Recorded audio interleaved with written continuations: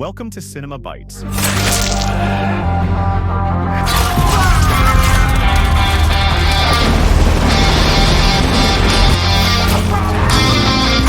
Your go-to for movie recaps in a flash. Big twists, epic moments, all in just minutes. Our story Goemon begins in one of old Japan's kingdoms. When all the villagers were celebrating New Year's Eve, a professional ninja named Goemon took advantage of the guards being busy with the festivities to sneak in unnoticed. He used his advanced tools to break into the emperor's vault and started stealing everything in his path. But by a stroke of bad luck, the minister arrived with the guards to open the vault, as the emperor had ordered him to bring the royal box, which is considered the most valuable treasure in all of Japan. As soon as the head of the guards heard the minister and opened the vault, he was shocked to find it empty, because Goemon had stolen everything. But as Goemon was escaping, he was stunned when the minister's soldiers surrounded him within seconds, so he started fighting them. Here we discover that Goemon is a dangerous ninja fighter, skilled in kung fu, and he managed to defeat the minister's guards one by one without mercy. However, he refused to kill any of them because he has a kind heart. He then leapt over the rooftops with unmatched skill until he escaped to the city square. As soon as the people saw him, they were overjoyed, as he always helps them against the tyrant emperor. The brave Goemon began throwing the treasures he had stolen to the poor people, and by coincidence, he tossed the royal box that the minister was looking for to an orphan boy. The boy took the box happily, not knowing its true value. Meanwhile, the minister exploded with anger at what had happened and called upon the ninja Saizo to capture Goemon and retrieve the royal box at any cost. Saizo might be the most dangerous ninja assassin in all of Japan, and he decided to destroy anything in his path to carry out the minister's orders no matter the cost. After that, the story goes back 20 years and we discover that Goemon's parents were rebels, which is why the vile emperor ordered his men to kill them in cold blood before Goemon's very eyes. But he escaped with the maid at the last moment. Here we meet Sasuke, Goemon's loyal assistant. As soon as Sasuke saw him, Goemon gave him part of the gold he had stolen. Sasuke told him that Saizo,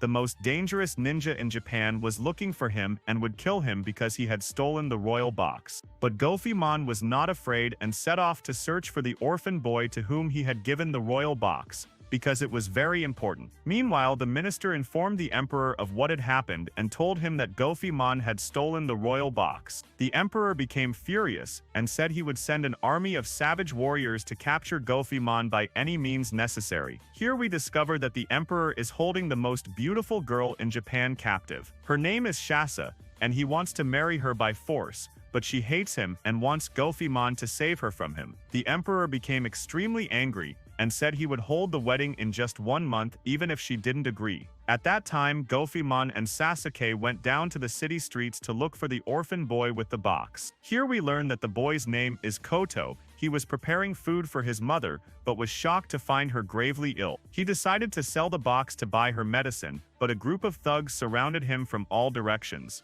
While Goemon was searching the streets with Sasuke, they heard a loud scream. Goemon then told Koto that his own mother had also died before his eyes when he was young, and that he must be strong to defend the weak. He took the royal box from the boy, but suddenly Saizo appeared with an army of ninja assassins. The clever Goemon threw the royal box to escape from them, but before Saizo's men could take the box, Goemon retrieved it again using a long rope and escaped over the rooftops. But it was no use, as the ninja army chased him everywhere and attacked him with terrifying explosives that destroyed entire families. But Goemon miraculously survived and continued to flee through the streets. Saizo himself also pursued him, and the two kept running until they left the city for the wide fields, where they began to fight face-to-face using their legendary martial arts skills. Here we discover that Saizo and Goemon are equal in strength, as they studied kung fu and karate from a young age and learned all the deadly ninja secrets. Saizo took a sharp sword to finish the battle once and for all, and revealed to Goemon that he wanted the royal box because it contained a tremendous magical power that could destroy the entire world. After a long fight, Saizo was about to finish Goemon off with his sword, But suddenly an unknown ninja fighter appeared out of nowhere. Saizo was frightened and withdrew, while Goemon was astonished because the ninja who saved him disappeared within seconds before he could thank him. After that, Goemon took Saizoke and the boy Koto to have dinner and rest from the fighting. Saizoke told Goemon to throw the boy Koto out on the street because he would cause them trouble, but Goemon refused to listen. By coincidence, he noticed that the royal box contained a secret map, so he decided to follow it. He set off with Saizoke and Koto until they reached an abandoned cave in a forest. Saizoke climbed to the top of the cave and began searching until he found a secret scroll. As soon as Goemon read it, he discovered it contained important information about the emperor. Suddenly Hanzo appeared, the ninja who had saved Goemon's life before Saizo could kill him,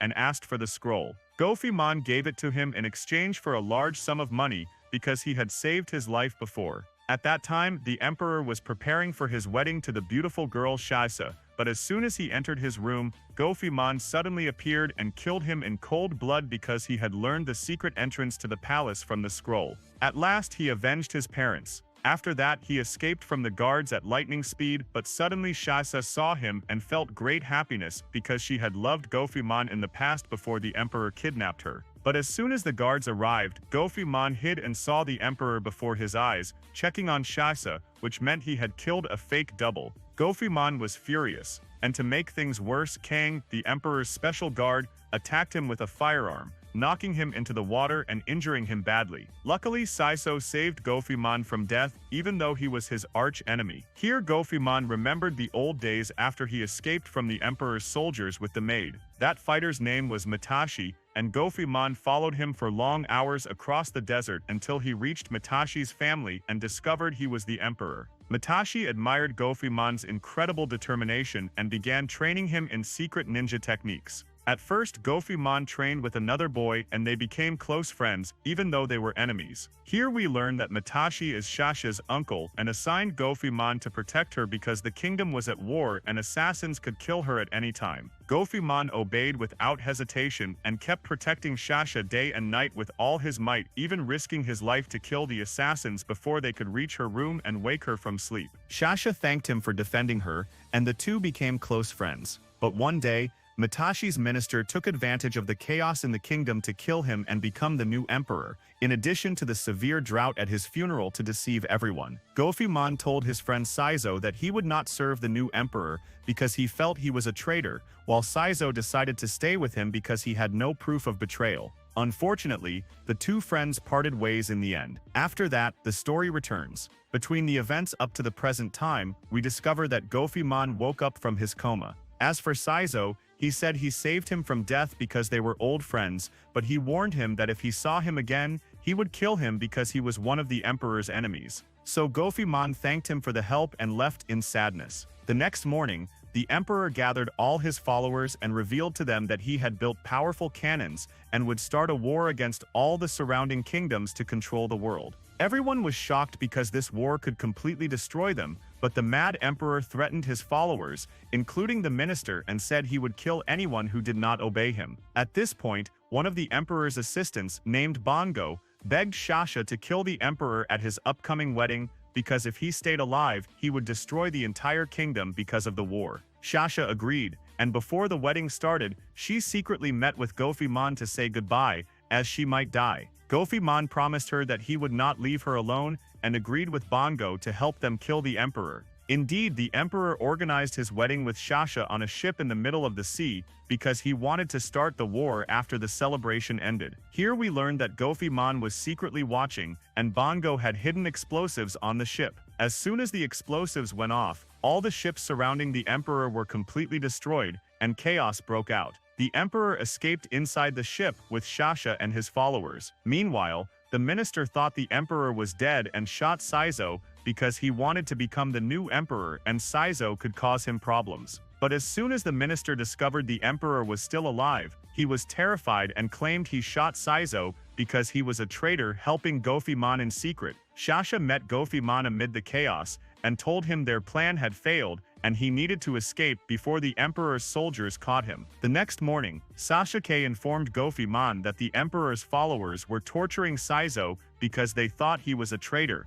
Goemon rushed without hesitation to save him and started treating him. But the disaster was that Sasuke revealed the Emperor's soldiers would kill Saizo's family because he escaped. Saizo ran at full speed, despite being injured, to save his family. Goemon also rushed after him, but it was no use because Saizo discovered his wife was dead and learned that the Emperor had kidnapped his young son. He became furious and fought with Goemon for saving him and causing his family to get involved in all these problems, thinking he was a traitor and kept threatening him with his young son. At this point, Saizo exploded in anger and told everyone the story of the Emperor's betrayal of Metashi. Everyone was shocked by the truth, and the Emperor went mad when his secret was revealed, so he threw Saizo and his young son into the fire to get rid of him. Goemon saw everything that happened, but couldn't reach Saizo because of the huge crowd. After everyone left, Sasuke told Goemon he wouldn't work with him anymore because his recklessness caused the death of Saizo and his family. Goemon became very angry, put on his ninja gear and prepared for the final battle. Then he stormed the Emperor's palace like a lion and began fighting thousands of soldiers. At the start of the battle, Goemon used secret ninja techniques to move at lightning speed and dodge all the attacks, and he defeated his enemies with his katana sword until he reached the top of the palace. When he felt he might lose, he dodged the students at the speed of sound and finished them off in seconds until he reached the top of the tower. He also used giant machine guns to destroy anyone in his way and completely destroyed the tower in just a minute. But after defeating the soldiers, he was surprised by Kang, the Emperor's personal guard, with his deadly weapon. Goemon skillfully dodged all the gunfire until it ran out, and Kang was forced to draw his giant sword to finish Goemon off completely. Although Goemon had trouble fighting Kang because he was a professional swordsman, he studied all his weaknesses and waited for the right moment to catch him off guard and cut him in half. After that, he went up to the final floor of the palace to face the Emperor face to face. The Emperor was terrified and begged Goemon to let him live in exchange for a huge sum of money, but it was no use. Goemon finished him off in cold blood to avenge his friends and free Japan from oppression. Then he went to rescue Shencha from captivity. If you liked today's video, don't forget to like, subscribe to the channel, and activate the bell to receive all new updates. See you in the next video. Goodbye.